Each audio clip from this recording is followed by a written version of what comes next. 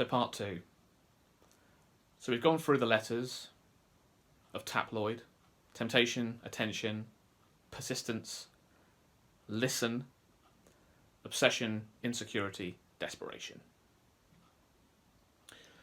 Now in my life, I have never been one to be under these characteristics with people. I've portrayed them in different ways.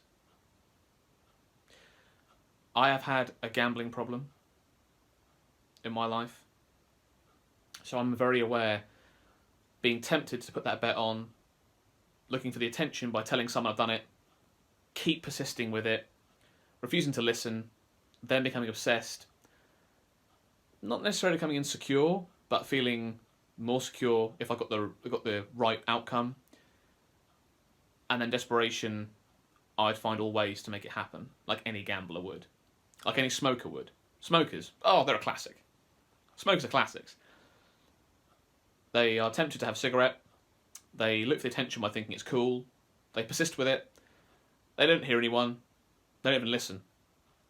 And then they obsess over it, become insecure because they need to have it all the time, and then they just look desperate because they are refusing to let it happen. Not necessarily the best way in smokers, but you get what I'm saying. Alcoholics.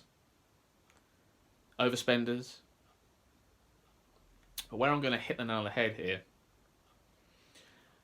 is when people become obsessed, insecure, desperate, after originally becoming tempted, looking for attention and persisting with other people. Now I know a story, it's close to me, and it's about a partnership where male and female, on the outside looking in, seemed as average as everybody else, as normal as everybody else.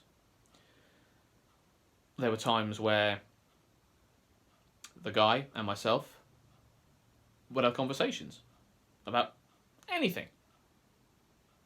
Everything seemed normal. The responses were normal, the behaviours were normal, the characteristics were normal, everything seemed standard. There were times where he and the female would have a conversation. And I would say to her, so how are things going? Everything good? Yeah, everything's fine. Okay. Now, I'm not saying that I have a particular gift, but something I learned from someone when I was very young was how to be a good judge of character. And people who know me very close know that I do not have the best way of delivering the message. I'm the boy that cried wolf. I could easily tell someone, oh, I've seen this, that and the other, and they'll think, oh, yeah, right. And then it's about to happen. Or I call something and think, click. Something just happened and I can see it, but I can't quite get an inkling. And I'm not the only one. People have this who haven't got the sort of mental health conditions that I've got. Not that it's a bad thing, it's a good thing. But with my autism, I've learnt with it to be able to contract a way that I can just sense something isn't right. And I observe through body language. And I started to notice behaviours of this person that I was with, which sort of portrayed what I was almost thinking was happening in the other relationship. So to cut a long story short, and to get to the point of this, these are pictures from my device. I'm going to close it up so that we can all see it. As you can see,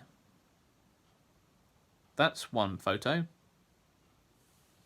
That's a second photo. That's a third photo. And that's a fourth photo. Now, that is approximately 25 missed calls on WhatsApp, and I never, ever responded. To make it sound even better, these are the SMS messages that I received from this individual As you can see,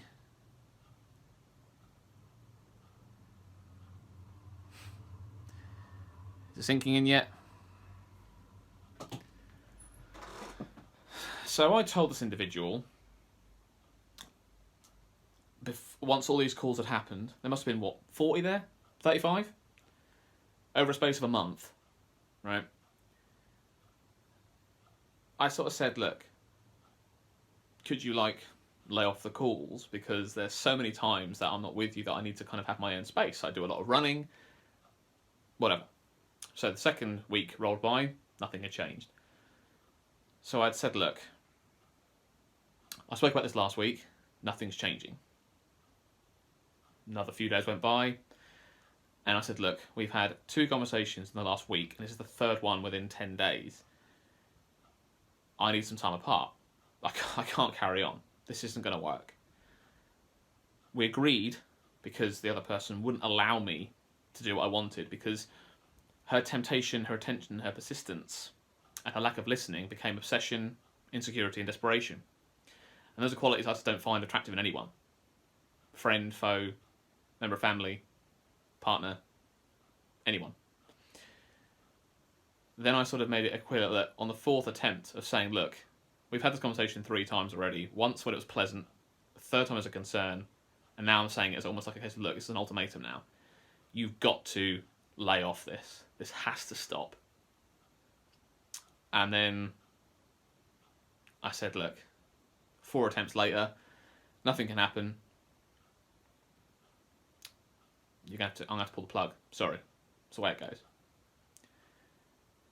Once that relationship finished, I then received 22 messages through social media, text message, whatever, to sort of ask how I was doing, what's going on. I was like, why are you talking to me so much? Because the person was beyond tempting, attention-seeking and persisting, wasn't prepared to listen, and then became obsessive, insecure, and then desperate. And these behaviours are more common in relationships than people realise. They are. And it's so depressing to think about it, because you shouldn't be like this. When someone wants their own space, or somebody wants to have their own time, I know things are like, at the moment, especially with coronavirus, I get it. But if someone says to you something like, allow me to miss you, give me some 24-hour space, allow me to tell you something brand new, if you keep persisting and looking for attention and are tempted to not listen to what that person's saying, you then become obsessive, insecure, and desperate. That's what happens. So within a few conversations after that, I pulled the plug. This was your doing. This is happening more than people realise.